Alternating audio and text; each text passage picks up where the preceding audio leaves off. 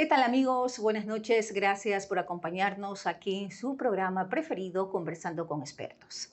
El día de hoy vamos a tratar el tema, el desafío de la presencialidad en la educación.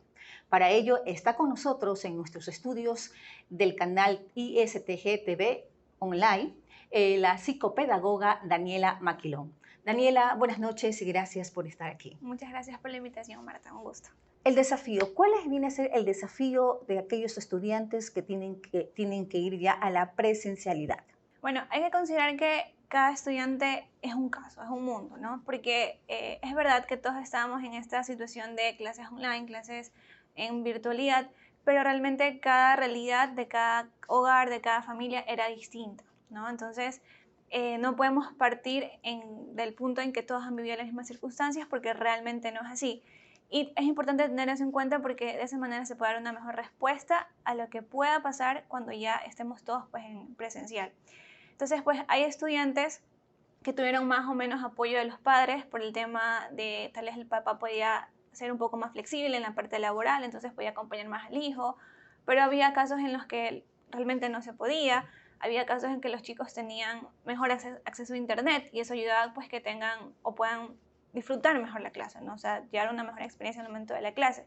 Entonces hay que considerar muchos factores para poder saber realmente qué es lo que hay que trabajar ahora que los chicos regresen y que es un trabajo que tiene que intervenir la institución y que tiene también que dar apoyo a los ¿Y padres. cuáles serían esos factores ya identificados? Como les decía, o sea, partir del punto en que cada realidad es diferente, ¿verdad? Entonces, Ujú. por ejemplo, los niños que recién están ingresando a un sistema escolar presencial, pues tendrán un proceso de adaptación un poco más fuerte, porque la realidad que ellos conocen solo es la virtualidad, porque son niños que entraron en primero o en Ujú. kinder. Entonces, tenemos que tener en cuenta que posiblemente pues haya un desfase curricular en los contenidos que los chicos debieran haber visto. Porque si bien me consta que los maestros han hecho su mejor esfuerzo por tratar de llegar a los chicos, por tratar de enseñar los contenidos, por diversas circunstancias tal vez hay cosas que no se adquirieron, destrezas que no se aprendieron de la manera que se debió haber aprendido.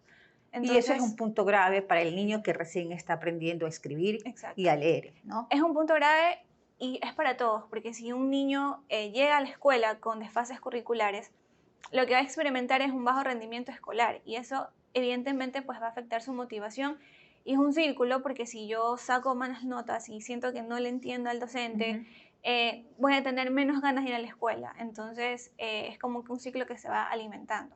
Ahora, ¿cuál es la diferencia? ¿De pronto hay una diferencia entre un niño y un adolescente?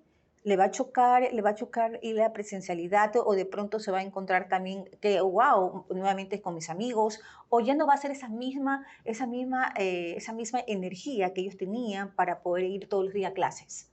Bueno, depende de los factores personales de cada estudiante, porque hay niños, hay adolescentes que sí se ven motivados, o sea, que no ven la hora de regresar a clases presenciales, que de hecho hay casos en que los papás como que querían esperar un poco más de tiempo, pero los niños ya querían Ujú. regresar. En el caso de los adolescentes, la ventaja es que ellos ya conocen un sistema escolar presencial, que tal vez no es el caso de los más pequeños, pero en ambos casos realmente lo que se ha perdido pues son las rutinas. Ujú. Ya ahora no podemos decir que los chicos perdieron las rutinas porque realmente después de 2 años de clases virtuales la realidad de ellos es la modalidad virtual, o sea, su rutina ahora es otra. Es otra. Ujú. Entonces, eso sí es algo que se puede trabajar bastante desde casa, porque hay que ir anticipando a los chicos, especialmente a los más pequeños. Esto de la anticipación es algo que ayuda mucho a que la persona, en este caso los estudiantes, puedan sentir menos ansiedad, menos estrés. Entonces es algo que se puede ir trabajando. De hecho, este es el momento ideal para irlo haciendo, ir anticipando a los chicos, sabiendo que tienen que levantarse a cierta hora, saber que van a estar más horas en el colegio, que su rutina cambie un poco, ¿no? Saber que también hay muchos estudiantes que, o sea, si la clase era a las 8, 7:55 recién se levantan y se conectan, es algo que Ujú. ya no pueden hacer. Entonces es importante irlos anticipando. Los que, por ejemplo, no conocen la escuela, llevarlos para que puedan conocer a la escuela, ir conociendo a sus maestros, para que el momento de regreso no sea tan chocante para ellos, o sea, no haya tantas cosas nuevas, que es lo que a uno como que le empieza a poner ansioso. ¿Y qué pasa con el docente? ¿El docente tendrá doble trabajo con aquellos chicos que en realidad se rehúsan estar en una presencialidad? El trabajo del docente en estos casos que ya son un poco más complicados. Si vemos que hay un estudiante que se rehúsa a estar en clases virtuales, hay que ver el por qué. Normalmente puede ser por una situación de que se le hace difícil socializar o por un apego un poco ansioso con los padres. Por ejemplo, los más pequeños están acostumbrados a estar con sus padres en casa, a recibir clases en casa, y muchos de ellos estuvieron acompañados que la abuelita, que la niñera. Entonces ahora van a estar solos en O el sea, estuvieron aula. como más en familia. Exacto, o sea, no, siempre estuvieron en este ambiente, ¿no? Entonces, el deber del docente o la tarea del docente es detectar, o sea, el docente, según pues cómo nos manejamos en el país, según las leyes educativas y todo esto, siempre ha sido un agente detector. No es tanto su responsabilidad o su rol abordar el problema, Ujú. porque eso ya es un poco más responsabilidad, por ejemplo, en las escuelas, el departamento de consejería, pero sí es importante que primero esté consciente del proceso que está viviendo el estudiante. Entonces, en ese sentido, la escuela o el colegio sí debería un poco capacitar a los docentes y saber, miren, estas son las situaciones que se pueden dar.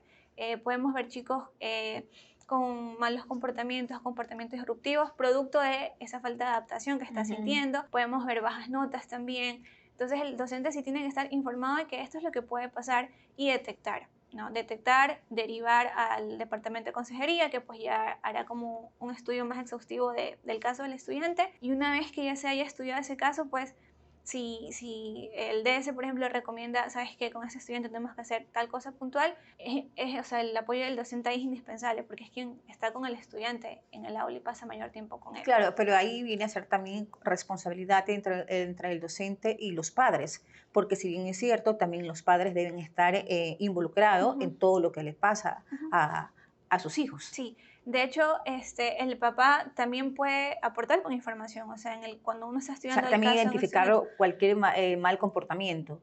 tal vez no exactamente un mal comportamiento, sino algún signo de alerta, que diga, Ujú. ok, tal vez mi hijo está pasando por un proceso. ¿Cuáles serían esos signos de alerta? Por ejemplo, en casa, cambios de comportamiento. Si el niño o el adolescente está más irritable, si está mostrando conductas disruptivas, si está como rebelde, como se suele decir, Ujú. o por el contrario, si solo quiere estar en la habitación, si se muestra como muy sensible o como uno lo ve un poco desanimado. ¿Sí? Estos cambios en el estado de ánimo es muy importante que los padres los identifiquen.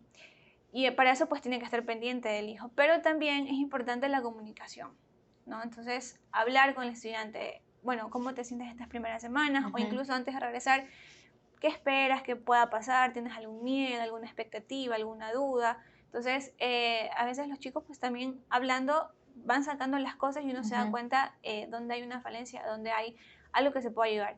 Entonces, como mencionaba, o sea, realmente es un trabajo en Conjunto. equipo. O sea, Ujú. si un área o una parte o sea, un pilar de la casita no colabora, el otro inmediatamente se ha afectado. Entonces, realmente es un trabajo entre padres, institución, DS, estudiantes, porque también el hecho de que el docente tutor, por ejemplo, o el docente del estudiante esté en contacto con el padre, también ayuda, porque o sea, que yo estoy viendo esto en el salón de clase, está ocurriendo en casa, entonces realmente como el aspecto clave siempre es la comunicación. Mientras Ujú. haya una comunicación activa entre los diferentes agentes que rodean al niño o al estudiante, es mucho más fácil poder abordar alguna Ahora, situación. ¿qué pasaría o cómo se puede manejar cuando el estudiante definitivamente no quiere ir a la escuela? No, no, no, se rehúsa, se rehúsa, se rehúsa. Ahí, ¿cómo debería actuar el padre? Claro, puede ser que en realidad tenga el caso, como bien lo mencionaste al inicio de esta entrevista, Ujú. que tenga, por ejemplo, un bullying o otros tipos de inconvenientes. Pero ¿qué pasa? Es que él dice que no tiene ningún tipo de inconveniente con sus amigos, se lleva muy bien con sus amigos, pero lamentablemente no quiere ir a la presencialidad. ¿Cómo actuar? ¿Cómo manejar ese tipo de situación?